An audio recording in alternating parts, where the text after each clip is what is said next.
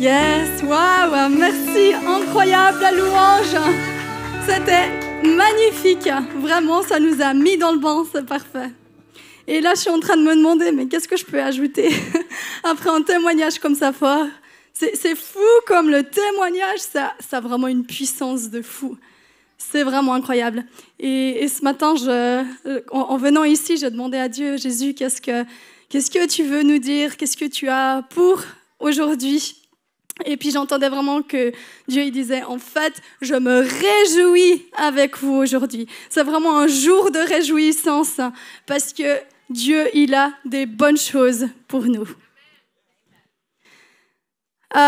Du coup, rien à voir par rapport à Halloween. Je vous promets que je n'ai pas fait exprès. Mais quand j'ai demandé à Jésus quel thème il voulait parler, qu'est-ce qu'il voulait dire, j'entendais vraiment qu'il disait « Je veux lever une église sans peur ». Ça va des fois en contradiction avec ce que le monde nous dit, mais je crois vraiment que en fait, là, c'est le temps. Dieu, il veut lever vraiment une église sans peur. Je peux vous dire que c'était assez compliqué de trouver des versets ou de prendre juste une chose, parce qu'en fait, il y a écrit 365 fois dans la Bible « Ne crains pas ». 365. Il n'y a pas un jour où tu es censé avoir peur. Dieu, il a prévu pour chaque jour, en fait, une journée sans peur. J'en ai quand même pris un parce qu'il me plaisait. Voilà, j'aurais pu en prendre 364 autres, mais j'ai pris Josué 1, verset 19. On peut passer la slide, comme ça on a le support visuel. Et je vais rentrer directement dans le vif du sujet. C'est Dieu qui parle à Josué et qui dit « Ne t'ai-je pas donné cet ordre? Fortifie-toi et prends courage. Ne t'effraie point et ne t'épouvante point, car l'Éternel, ton Dieu, est avec toi dans tout ce que tu entreprendras. » Ne t'ai-je pas donné cet ordre? Ça paraît comme un ordre, hein? Dieu nous donne des ordres, c'est pas pour rien, mais s'il nous donne un ordre, c'est que c'est possible. Dieu, il ne va pas te demander quelque chose qui n'est pas possible. Peut-être pas par toi. Ça, probablement, par toi-même, tu ne seras pas capable de ne pas craindre, de ne pas avoir peur. Mais c'est pour ça que Jésus, en fait, il a payé ce prix. La peur, en fait, c'est une des conséquences, les premières qu'il y a eu suite à la chute originelle d'Adam et d'Ève. Qu'est-ce qu'il y a eu? Ils ont eu peur, ils se sont cachés, ils avaient honte et ils avaient peur de la présence de Dieu. Il y a cette peur qui est arrivée. Et ça, c'est une suite à la chute. Jésus, il est venu pour payer ça. La peur regarde à ce que l'ennemi peut faire, mais la foi regarde à ce que Dieu peut faire. On peut passer la slide. Et avant de rentrer vraiment à fond dans le truc, j'avais envie de poser 2 fondements super importants. Le premier, c'est l'identité. En fait, tu ne peux pas entrer dans quelque chose si Dieu ne t'a pas créé de cette manière. Et dans 2 Timothée 1, verset 7, c'est écrit « Car ce n'est pas un esprit de timidité que Dieu nous a donné. Au contraire, son esprit nous remplit de force, d'amour et de sagesse. » Ça, c'est qui tu es. Tu as été créé pour vaincre. Tu as été créé pour ne pas avoir peur. La crainte, ça vient de l'ennemi. Ça, c'est l'identité. Ça, c'est ce que Dieu a posé. C'est qui tu es. Et c'est à partir de là que tu peux travailler. Alors, ça ne veut pas dire faire n'importe quoi, mais en même temps, la sagesse est en opposition avec la timidité ici. Donc, on va voir en fait que la sagesse humaine, ce n'est pas notre sagesse à nous. La sagesse humaine, ce n'est pas la sagesse à Dieu. Il a un petit peu une définition différente. Deuxième fondement, c'est que la peur ne vient pas de Dieu. Dans 1 Jean 4, verset 18, c'est écrit « La crainte n'est pas dans l'amour, mais l'amour parfait bannit la crainte, car la crainte suppose un châtiment, et celui qui craint n'est pas parfait dans l'amour. » L'image parfaite de l'amour, c'est Dieu. Donc, il n'y a pas de crainte en Dieu. Et là, si je peux vous épargner des galères, je vous le dis maintenant, vraiment, la peur ne vient pas de Dieu. J'ai toujours été quelqu'un d'assez téméraire et à 22 ans, je suis partie en Afrique. J'avais 0 info, j'avais genre un mail d'information. Je savais que j'allais aller dans un orphelinat, que j'allais aider, mais je ne savais pas où il était. Je ne savais pas ce que j'allais faire. Je suis partie seule 1 année. Je savais que Dieu me voulait là. C'est tout ce que j'avais besoin de savoir. Mais un domaine dans ma vie a toujours été compliqué par rapport à la peur. Vraiment compliqué. Et du coup, j'ai eu des années de processus par rapport à ça parce que, premièrement, je ne savais pas si ça venait de Dieu ou de moi. Donc là, si je peux vous épargner ça, on va le faire directement maintenant. La peur, ça ne vient pas de Dieu. Mais si je suis là aujourd'hui, c'est que je peux vous dire qu'il est possible de vivre dans la liberté par rapport à la peur. Si Dieu l'a fait avec moi, il peut le faire avec vous.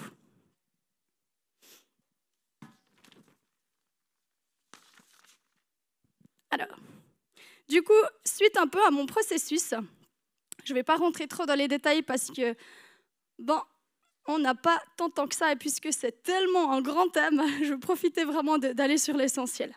Mais j'ai appris plusieurs choses. J'ai appris qu'en fait, nos peurs, ils sont dans les endroits qu'on n'a pas entièrement donnés à Dieu. Ça paraît peut-être trash, je sais que ça pique un peu. Mais s'il y a de la peur à quelque part dans ta vie, c'est qu'il y a encore un territoire à conquérir. Ce que tu crains, c'est ce que tu attires. C'est quelque chose qu'on dit. Moi, je crois qu'il y a quelque chose de vrai. Parce que ce que tu crains, c'est indirectement ce que tu adores. Ce que tu adores, c'est ce que tu deviens. Ces temps, Dieu, il m'a beaucoup parlé et il m'a dit, craindre Dieu, c'est d'avoir peur, rien d'autre. Quand on parle de la crainte de Dieu, on se dit, oh, c'est bon, je crains Dieu. Si tu crains vraiment Dieu, en fait, tu crains rien d'autre. C'est Dieu ou c'est autre chose. Et là, on va passer à la slide suivante. Et j'ai trouvé une définition que je trouvais intéressante, que je vous ai mis, visuelle avec les références, si jamais il y a quelqu'un qui a envie de chercher à la maison. Et dans cette définition, c'est écrit, pour un incroyant, la crainte de Dieu est la crainte du jugement de Dieu. Mais pour le croyant, c'est une attitude de révérence à son égard. Donc il s'agit d'un respect profond. Et c'est pour ça, en fait, que si tu crains Dieu, tu ne peux pas te permettre de faire n'importe quoi. En fait, tu ne peux plus être dans le compromis. Si tu crains Dieu, en fait, ça ne sera pas juste « Oh, il y a la grâce, c'est bon, je continue de faire ce que je veux ». Alors, il nous libère de la crainte, mais pour autant, je ne peux pas faire n'importe quoi. Et c'est aussi pour ça que je ne vais pas prendre des risques inutiles et faire n'importe quoi. Mais la sagesse de Dieu, ce n'est pas vraiment la même que nous. À Jem, il nous disait toujours « Tu n'es jamais plus en sécurité qu'au centre de sa volonté, même si c'est l'endroit le plus dangereux du monde. » C'est pas la même logique, hein? Et c'est vrai que je l'ai expérimenté tellement de fois. Et même si tu te trompes, combien de fois ça m'est arrivé de me retrouver dans des situations catastrophiques. En Afrique notamment, vraiment où on a dû sauter de voiture, on se faisait menacer par des gens armés, on était dans des bateaux qui coulaient. Enfin bref, je me suis retrouvée dans 50 000 situations vraiment compliquées. Et des fois, c'est parce que j'ai manqué de sagesse. Des fois, c'est parce que j'étais innocente, naïve, et puis que je suis allée dans des trucs que je ne devais pas. Et des fois, ça ne dépendait pas de moi. Et ce que j'ai vu, c'est que malgré tout, malgré mes échecs, en fait, Dieu, il a été fidèle. Il n'y avait pas de raison que j'aie peur. Je ne l'ai pas fait exprès, mais Dieu, il a été fidèle. Et à chaque fois, il envoyait un miracle et il m'a sorti de ces choses. Et il m'a protégée. Et je crois vraiment que c'est cette assurance qu'on peut avoir que même si on se trompe, en fait, on a un Dieu qui a de la grâce et puis qui n'a même pas besoin d'avoir peur de son pays. Yes, on peut changer de slide encore. J'aime beaucoup ce que Bill Johnson dit par rapport à la peur, à la crainte. Et là, du coup, j'ai essayé de traduire le mieux possible. Et il dit que la peur va influencer ce que tu adores. Et ce que tu adores est démontré en quoi tu places ta confiance. Si un problème a capturé mon attention et m'amène à l'anxiété ou à la peur, c'est de l'adoration déplacée. Et il y a besoin de repentance. Nous devons changer de focus de nos pensées, car ce sur quoi je médite révèle ce que je vais adorer. Ce que vous craignez détermine ce que vous adorez. Il n'y va pas de main morte. C'est fou, je ne sais pas pour vous, mais moi, en tant que chrétien, j'ai toujours vu un peu la peur comme « ouais, c'est un frein, ça nous retient ». Mais en fait, c'est plus que ça. En fait, ce que tu crains, c'est ce que tu adores. Et l'idolâtrie, la Bible, elle est super claire dessus. En fait, ce n'est pas quelque chose qui peut rester dans ta vie. Ce n'est pas pour amener de la culpabilité, mais c'est qu'en fait, il y a vraiment une solution. Dieu, il a payé pour ça. Et c'est possible d'y arriver.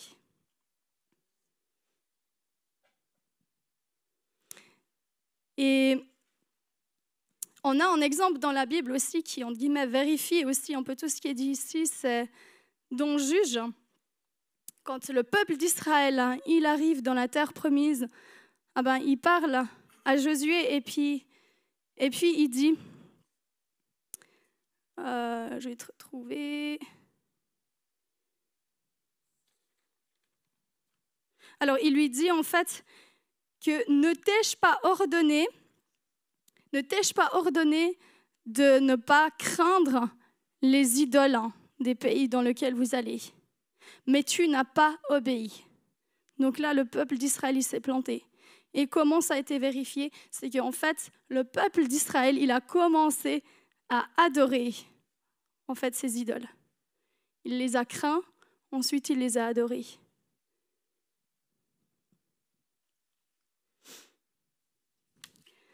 Et on peut passer à la slide suivante. J'ai mis quelques sources de la peur. Donc, j'aimerais pas paraître simpliste ou bien dire qu'il n'y a que ça, parce que vraiment, c'est un super grand thème, c'est très profond. Il y a vraiment beaucoup de choses rattachées à la peur. Et puis, c'est compliqué. Là, je ne suis pas en train de dire que c'est simple, mais j'ai énuméré quelques sources où, en fait, de où vient la peur, et ça peut être plusieurs choses. Des fois, ça peut être un traumatisme, quelque chose de fort que vous avez vécu. Et suite à ça, en fait, il y a une porte qui a été ouverte à la peur. Et ce n'est pas que c'est de votre faute, mais en fait, vous êtes responsable de faire quelque chose de ça. Ça peut aussi provenir de malédictions ou d'héritage, des choses générationnelles, ou des choses qu'on a posées sur vous. Dieu, il a payé pour ça aussi. Et la peur, c'est une porte ouverte à l'ennemi. En fait, si tu as peur, c'est qu'il y a une porte qui est ouverte, qu'il faut fermer. Parce que sinon, l'ennemi, il aura un droit au travers de cette peur, qu'elle soit grande ou pas. Et l'une des grandes armes de l'ennemi, en fait, c'est la peur. Il ne peut pas faire grand-chose. Il ne peut pas créer comme Dieu. Dieu, il a tout créé par sa parole. L'ennemi, il ne peut pas faire ça. Par contre, il peut te faire douter, il peut te faire peur, et puis il peut remettre en question ce que Dieu a dit. Donc, c'est vraiment une des armes qu'il utilise. Et ensuite, il y a l'idolâtrie. C'est des endroits peut-être qui sont très, très importants pour nous, ou qu'on n'a pas vraiment envie de ne plus contrôler. On se dit, ouais, Jésus, tu peux avoir tout, mais cet endroit-là, il est pour moi, je le garde. Et en fait, ça permet à la peur de venir aussi. Parce que tout ce que tu tiens, toi, c'est ce que Dieu, il peut pas gérer, en fait. Et ça peut être de l'idolâtrie. Et on va passer à quelques pistes d'action. On peut aussi changer le slide encore. Donc là, de nouveau, j'en ai mis quelques-uns. Peut-être que le Saint-Esprit te dira autre chose. Mais quelques pistes d'action, c'est vraiment le pardon. C'est fou comme le non-pardon. Et ce n'est pas juste avec la peur, mais c'est fou le non-pardon, en fait. La porte d'entrée, ce que c'est. Ce n'est pas pour la personne que tu le fais, la personne qui t'a offensé. En fait, c'est pour toi, c'est pour Dieu.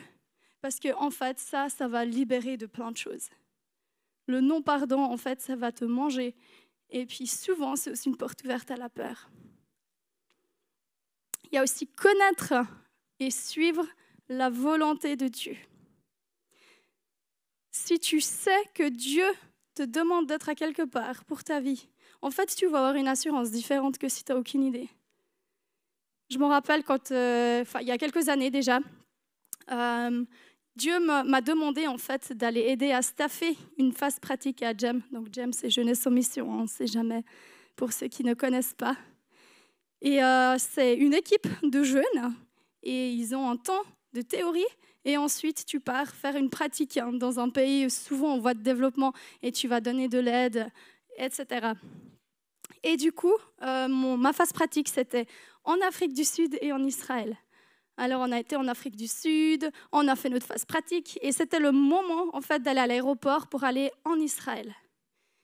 Et pour ceux qui sont peut-être déjà allés, vous savez que c'est un pays qui pose beaucoup de questions. En fait, ils sont assez stricts. Ils vérifient assez bien sur qui rentre, qui pas, si les intentions sont bonnes, etc. Donc, nous, on savait ça, et on allait rejoindre une organisation là-bas qui est, entre guillemets, inofficielle. Parce que tu ne peux pas aller là-bas en tant que missionnaire, tu ne peux pas aller là-bas en tant qu'organisation. Et du coup, les gens là-bas, ils sont, entre guillemets, cachés. Donc, on a vraiment dû briefer les élèves et on leur disait, voilà, là, il y a une liste de mots, il ne faut pas que ça sorte, parce que sinon, ça ne va pas le faire. Et aussi pour protéger les personnes qui sont là-bas. Donc, on a vraiment pris beaucoup de temps pour briefer les étudiants. Et on est allé sur place. Et là, on arrive, et là, on me donne mon billet d'avion. C'est ma leader qui a pris mon billet. Et le truc, c'est qu'elle ne savait pas, bien sûr, elle ne pouvait pas savoir qu'en fait, quand je suis née, sur mon acte de naissance, ils se sont plantés et ils ont écrit mon prénom avec une orthographe fausse. Donc, tout ce qui est passeport, tout ce qui est certains documents super officiels, je dois l'écrire autrement. Et puis, du coup, elle a pris mon prénom comme elle le savait. Et puis, du coup, ça ne correspond pas au passeport. Je suis là, oh purée, qu'est-ce que je vais faire? Là, je suis vraiment embêtée. En même temps, je n'avais pas le temps de prendre autre chose, j'avais droit pas les possibilités sur le moment. Alors, on commence la procédure, on arrive avec nos étudiants, là, ils commencent à nous questionner. Et c'est vrai qu'ils ont l'air sérieux quand même. Hein. Donc, il y a un des étudiants, il stresse à fond, il déballe tout ce qu'il ne fallait pas dire, il dit absolument tout, il fait un étalage pas possible. On était, oh non. Donc, ils nous ont tous séparés individuellement et ils nous ont interrogés pendant 1h30. Ouais, vous n'avez pas les mêmes versions, ça ne va pas du tout. Enfin, au bout d'un moment, les étudiants, eux, ils ont été relâchés et puis c'était encore les leaders. Et puis là, on a essayé de faire du mieux qu'on pouvait, de réexpliquer ce qu'on allait faire. Et déjà là, j'étais là, Jésus, là, on a vraiment besoin d'un miracle. En fait, 2 miracles, pas juste un. Et au bout de 1h30, ils étaient là, OK, on a fait des vérifications, ils ont tout checké sur Internet. Et ils nous ont dit, OK, on vous laisse aller.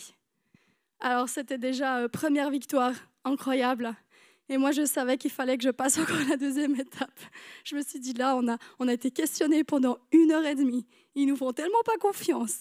J'ai aucune chance. Et qu'est-ce que je fais? En fait, mes étudiants, ils vont partir et moi, je reste. Eh bien, comment ça va se faire?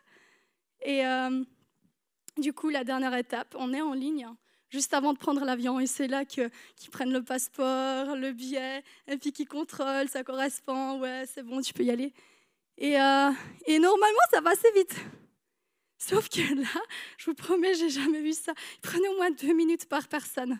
Ils contrôlaient, mais vraiment, ils étaient à fond dans leur trip. Hein. Jamais, j'ai aucune chance de m'en sortir. Pas de possibilité. Vraiment, je ne sais pas ce que je vais faire. Et j'étais la dernière. Tous les étudiants étaient à l'intérieur. Je dis après, si je ne peux pas aller, eux, ils vont s'envoler. Et moi, je vais rester sur place. C'est la catastrophe.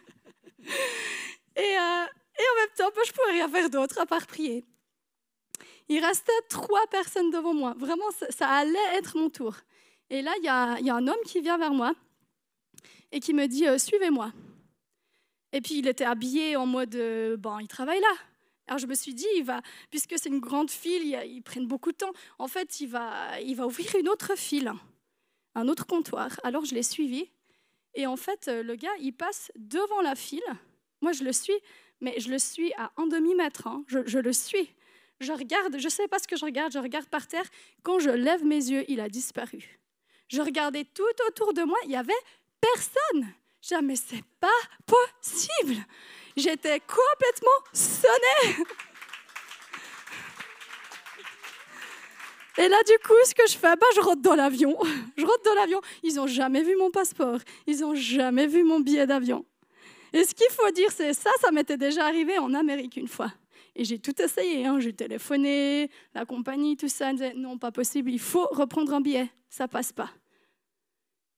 Et là, du coup, ça a passé, j'ai rien compris. Je crois que ça m'a pris un certain temps pour réaliser après.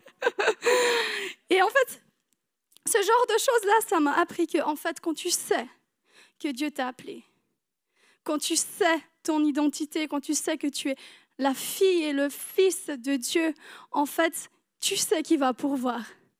Même si dans ton raisonnement, ça ne semble pas possible. Mais tu sais que tu vas pouvoir risquer. Parce que là où Dieu t'appelle, c'est là où tu es le plus en sécurité. Et ça, je vous assure que de plus tu vis des choses comme ça, de moins tu as peur. Parce que tu sais qu'il va trouver un truc de fou pour te sortir de ton pétrin. Mais il faut oser risquer en même temps. Ça va pas arriver si tu ne fais jamais rien et puis que tu suis juste ton entendement humain et puis que tu prends jamais de risques. Yes, donc on en était au suivre la volonté de Dieu. Ensuite, il y a aussi la prière et les promesses de Dieu. La Bible, elle dit, ne soyez inquiets de rien, mais demandez toujours à Dieu ce qu'il vous faut. Et quand vous priez, faites vos demandes avec un cœur reconnaissant. Ainsi, la paix de Dieu qui surpasse tout ce que nous pouvons comprendre gardera vos cœurs et vos pensées unis au Christ Jésus. Faites vos demandes à Dieu. Priez. Tu as besoin en fait de voir l'accomplissement de tes prières pour que ta connaissance de Dieu et de sa fidélité en fait puisse grandir. Si tu ne pries pas, Dieu ne va jamais répondre à tes prières et tu ne sauras jamais qu'il le fait. Tu ne sauras jamais qu'il est fidèle.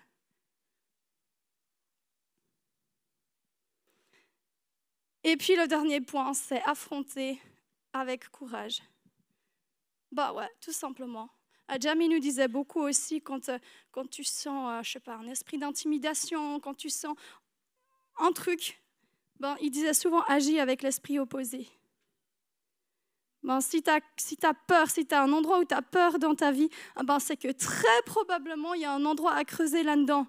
C'est qu'il y a un territoire à conquérir. Et des fois, c'est juste, vas-y, fais-le. C'est l'endroit qui te fait peur, où c'est que tu dois faire quelque chose et il faut que tu l'affrontes. Vas-y. C'est des fois pas plus compliqué que ça. Et c'est fou parce que, je ne sais pas pour vous, mais moi, ça m'est déjà arrivé de parler à des gens sans émettre de jugement, mais on me dit « ouais, j'ai pas la paix ». Alors peut-être que c'est vrai, mais j'ai l'impression que souvent aussi, c'est une excuse parce qu'il y a de la peur. En fait, le manque de paix n'est pas égal, l'absence de paix n'est pas égale à la peur. En fait, il faut d'abord que tu dégages la peur et après, tu peux demander la volonté de Dieu par rapport au domaine. Mais ce n'est pas parce qu'il y a de la peur que Dieu ne veut pas que tu le fasses. Ce qu'il faut savoir, c'est que l'ennemi va vouloir t'intimider aussi. Combien de fois j'ai vu des gens en fait qui ont un don, qui sont appelés à quelque chose et en fait dans ce domaine exactement, il y a la peur dans leur vie parce que l'ennemi ne veut pas que tu entres dans l'appel, il veut pas que tu rentres dans ce que Dieu a prévu pour toi. Donc il y a la peur. Affronte avec courage. Le courage ne veut pas dire ne jamais avoir peur. C'est-à-dire que même si tu as peur, tu le fais. Point. Yes. Et pour terminer, j'aimerais bien parler de l'histoire de Gédéon parce que ce n'est pas possible de parler de la peur sans parler de Gédéon. Dans Juge 7, Gédéon était un juge en Israël, donc le peuple d'Israël, et il vivait sous l'oppression des Madianites. Et Dieu choisit Gédéon pour sauver son peuple. Alors là, il envoie un ange et l'ange il vient auprès de Gédéon et il l'appelle « vaillant héros ». Alors ça déjà, voilà, l'identité est posée. Tu es vaillant héros. Pourtant, Gédéon, il flippe complètement. Il n'a aucune idée quoi faire, il doute. Alors il demande plusieurs signes à Dieu.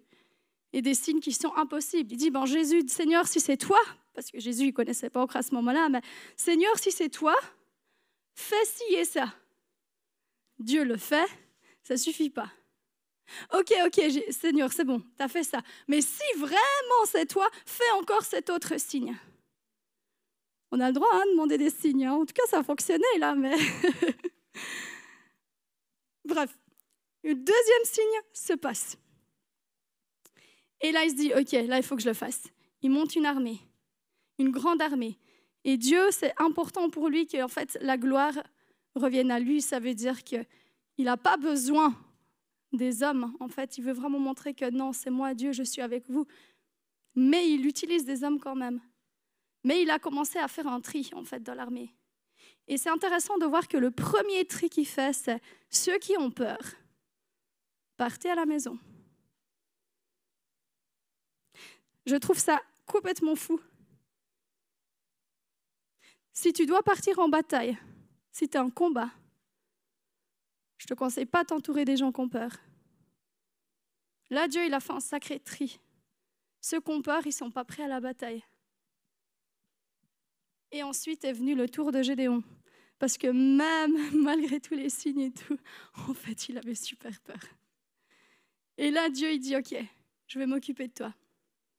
Va dans le camp des Madianites et va regarder ce qui se passe. Alors, il descend. Et là, il voit des soldats madianites qui sont en train de parler ensemble et qui ont fait un rêve. Et il partage et il dit, bon, moi je pense que ça veut dire qu'Israël en fait va arriver, il va nous détruire, c'est fou, on n'a plus de chance, on va se faire démolir, etc. Alors du coup, eux, ils sont hyper dans la peur, mais pour Gédéon, lui, il est rempli de courage. Et là, il est prêt à partir. La conclusion de l'histoire, c'est que bien évidemment, Israël arrive avec très peu d'hommes, mais puisque eux étaient déjà sous la peur, en fait, Israël n'a rien eu besoin de faire pratiquement. Ils sont apparus et eux, ils ont flippé, ils se sont tués entre eux, ils se sont éparpillés parce que eux, ils étaient gouvernés déjà par la peur. Ils ont été complètement dispersés, enfin une victoire flagrante pour Israël. C'est vraiment incroyable, je trouve, dans cette histoire, vraiment de voir comment, en fait, Dieu, il s'est occupé des peurs avant d'emmener les gens dans la bataille, avant de t'emmener dans les batailles de nos vies. Moi, je crois que Dieu, il veut s'occuper de tes peurs. Parce que tes peurs, c'est une porte ouverte. Pour la victoire, tu as besoin, en fait, d'avoir l'assurance. Yes.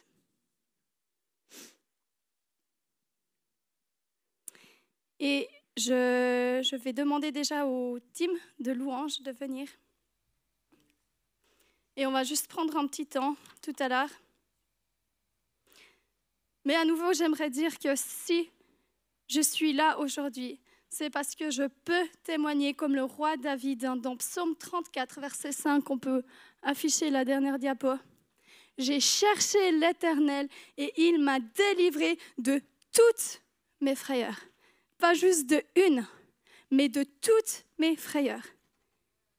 Ça ne veut pas dire qu'il n'y a jamais de doute, qu'il n'y a pas de peur, mais en fait que tu peux vivre dans une liberté complète par rapport à la peur. Et ce n'est pas la peur qui va te retenir dans quoi que ce soit. Et je crois vraiment que c'est ce que Dieu veut faire avec son Église, apporter cette nouvelle identité où l'Église sait qui elle est et peut avancer sans aucune peur. Donc on va juste prendre un temps et je vous propose juste que tout le monde ferme les yeux.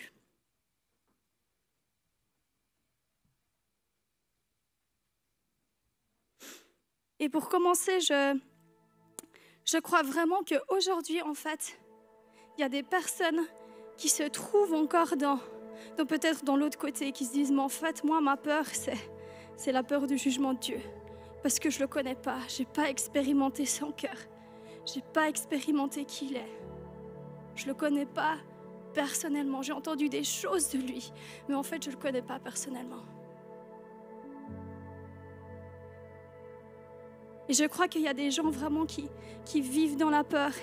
Et pourtant, Jésus, il a payé pour toi. En fait, la vérité, c'est que Jésus, il est mort à la croix pour toi. Il a donné son Fils qu'il avait de plus précieux pour que tu puisses vivre dans une communion avec lui. Il a payé le prix fort. Et je crois que Dieu, il est en train d'appeler certaines personnes. Et il dit, viens goûter. Je suis à la porte et je frappe. Et si tu ouvres la porte, j'entrerai. Parce qu'il a déjà fait le premier pas. Et là, c'est à nous, en fait, de lui dire, OK, Jésus, je veux que tu rentres dans ma vie parce que Jésus ne va jamais forcer. Ça ne veut pas dire que ça sera facile, mais c'est qu'à ce moment-là, tu rentres dans un processus où Dieu, en fait, il te transforme.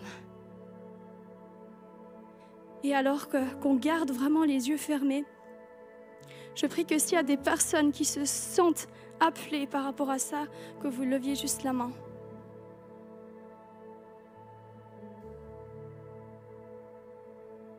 Yes, merci Jésus. Et je propose vraiment que les personnes qui ont levé la main, que tout à l'heure, vous veniez vraiment trouver une personne. Parce que cette personne, elle va vous accompagner en fait dans ce processus, dans ce choix. Et ce n'est pas parce que le moment sera passé qu'il faudra l'oublier. En fait, moi, je crois vraiment qu'aujourd'hui, c'est l'opportunité. Il faut que tu la saisisses. Ne repars pas sans avoir vu quelqu'un et prier avec quelqu'un. Que ce soit moi, Claire-Lise, une des personnes que vous avez vues sur scène. Ou tout à l'heure, il y aura aussi des équipiers de prière. Et s'il vous plaît, allez voir quelqu'un. Parce qu'on est là en tant qu'Église. Ah, merci Jésus. Yes. Et dans un deuxième temps, alors qu'on garde les yeux fermés, j'aimerais faire un appel entre guillemets un peu plus général. Ce sera un petit peu différent que d'habitude.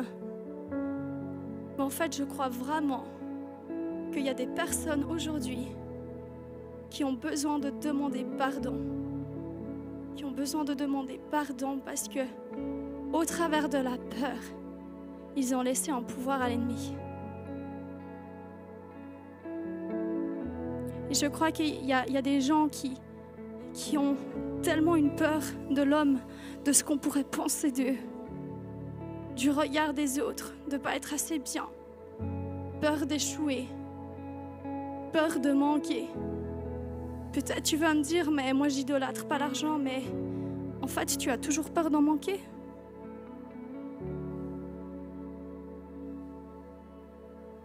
Et je crois qu'il y en a certains qui ont peur de ne pas être parfaits. Peur d'oser risquer en ne voyant pas la fin, de lâcher le contrôle, de ne pas être au contrôle de tout. Et peut-être que certains, vous avez l'impression qu'en fait, il n'y a pas de peur. Mais je crois que Dieu, il pose aussi encore une autre question. Qu'est-ce qui occupe beaucoup tes pensées ou qu'est-ce qui te préoccupe? Parce que ce qu'on craint, c'est ce qu'on médite. Qu'est-ce qui prend beaucoup ta tête, beaucoup de place dans ta pensée? Et je crois qu'il y en a certains.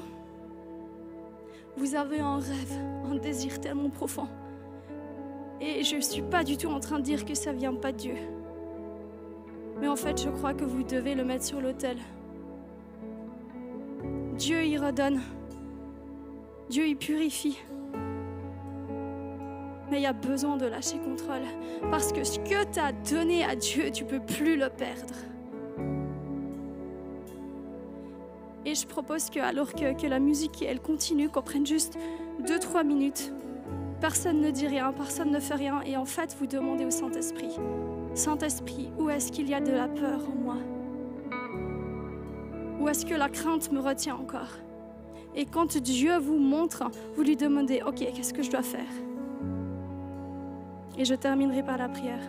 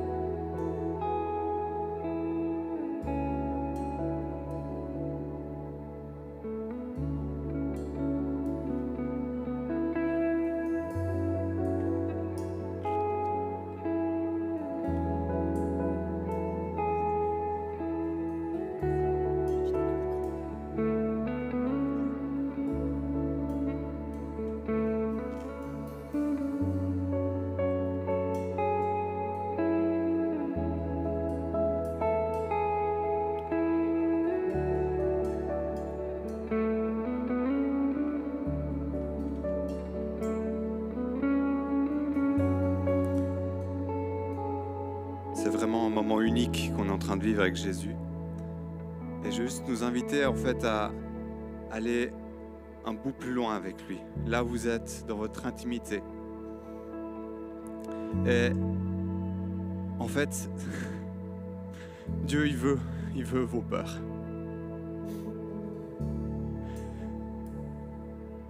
Dieu, c'est ce Dieu qui est fidèle et j'ai vraiment cette image pour nous. Je vois le Père qui est là et qui dit « Mais viens mon enfant, donne-moi ces peurs.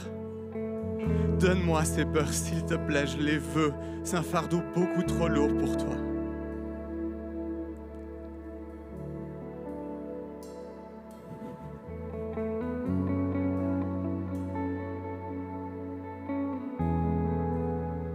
J'ai envie de te donner la permission de laisser le Saint-Esprit venir toucher ton cœur maintenant.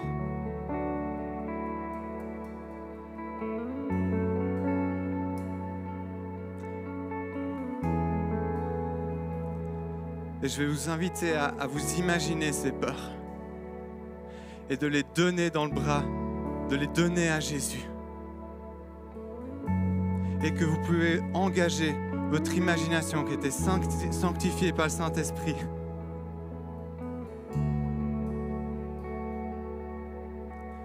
Et d'y déposer à ses pieds. Et de laisser Jésus venir vers vous. Et de vous laisser prendre dans ses bras. Juste envie de déclarer qu'il n'y a rien que tu as pu faire qui fait que tu n'es pas digne. Qui fait que tu n'es pas digne de laisser Jésus t'aimer maintenant. De laisser Jésus prendre tes peurs.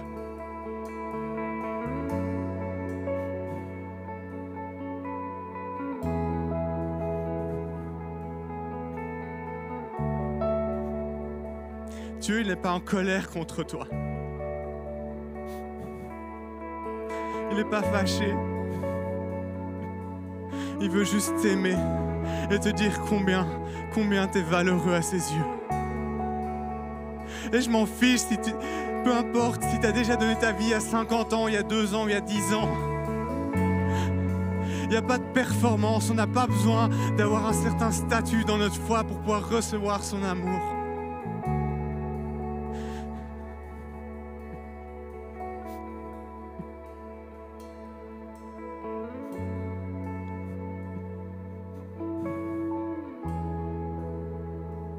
J'ai envie de dire, des fois, c'est même plus coûteux de venir humble devant Dieu alors qu'on a 20 ans d'expérience avec Jésus. Mais j'ai juste envie de célébrer le courage de chacun d'entre nous maintenant qui venons devant Dieu. J'ai envie de dire bravo. Bravo d'être authentique devant Jésus maintenant. Bravo de te laisser aimer par le Père. Bravo de choisir d'être humble.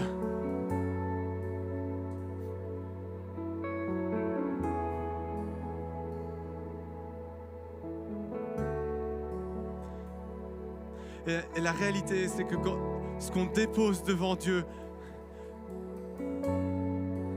la petite chose qu'on donne, c'est rien comparé au sacrifice que lui, il a fait. On donne notre vie, mais ça nous donne accès à sa plénitude, à tout de lui.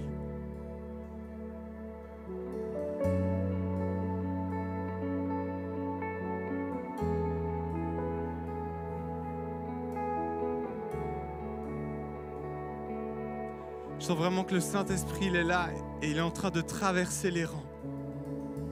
Je crois vraiment que le Saint-Esprit, là, il est en train d'imposer sa présence sur vos cœurs. Et je sens qu'il y a des larmes qui doivent être coulées. Je veux juste déclarer que les larmes puissent se libérer, que votre cœur puisse répondre à la présence de Dieu maintenant, à cette invitation.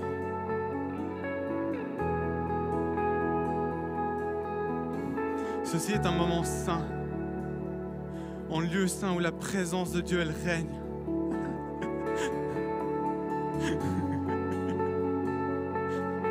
Et quand il y a la présence de Dieu qui règne, il n'y a plus aucune peur qui résiste. Et il se peut qu'il y ait une joie qui vienne vous habiter.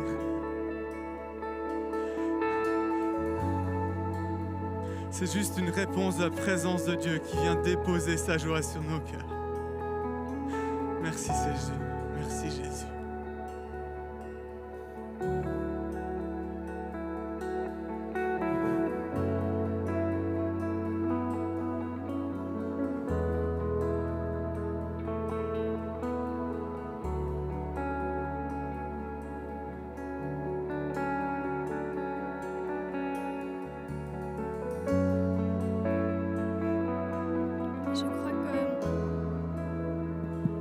Je crois aussi vraiment que certaines personnes, en fait, il y a quelque chose qui est en train d'être déposé dans vos entrailles. En fait, vous sentez que ça réagit, mais depuis dans le plus profond des entrailles. Et vraiment que ça puisse sortir, parce que Dieu, il est en train de travailler. Il dit qu'il sonde nos cœurs. Il nous connaît et il est en train de déposer quelque chose. Et qu'à l'intérieur, en fait, il y a quelque chose qui crie chez des personnes. Il y a quelque chose qui est désespéré. Pour certaines personnes, vous n'en pouvez plus parce que vous dites « Mais j'ai tellement prié, j'ai tellement demandé à Dieu et il n'y a rien qui s'est passé. » Alors moi, je vous dis aujourd'hui, continue, parce qu'à un moment donné, il y aura la percée. À un moment donné, il y aura le stop de Dieu qui vient. Et je prie que ça soit aujourd'hui. Que tout ce qui doit être déposé sur l'autel soit déposé sur l'autel pour que, en fait, tu aies les mains vides quand Dieu veut te donner. Qu'il n'y ait rien qui retienne ce que Dieu il est en train de mettre à l'intérieur de toi. Il y a un feu qui descend aussi, vraiment sur certaines personnes, un renouvellement, il y a un souffle nouveau. Certaines personnes, vous avez été tellement fatiguées, vous avez couru et en fait, Dieu il dit, c'est le moment de lâcher. Et pour certaines personnes, en fait, c'est très profond. Et ça sera peut-être un processus, c'est OK. Mais aujourd'hui, tu le commences. Il y aura des personnes qui viendront pour prier pour vous. Que ce soit le commencement aujourd'hui. Et Jésus, vraiment, je prie que tu viennes et que tu lis toute peur dans le nom de Jésus. Ah, la peur de l'homme, ça dégage complètement. En fait, tu as le droit d'exprimer tes émotions, tu as le droit d'être qui tu es. Tu n'as pas besoin de toujours présenter le meilleur de toi parce que Dieu, il a payé pour chacun de tes états émotionnels. Chacun de tes échecs. La peur de ne pas être assez bien. Jésus, une nouvelle identité descend maintenant dans le nom de Jésus. Une joie. Je sens vraiment qu'il y a une joie qui est en train de descendre. Parce qu'en Dieu, c'est la joie. Il y a vraiment une joie.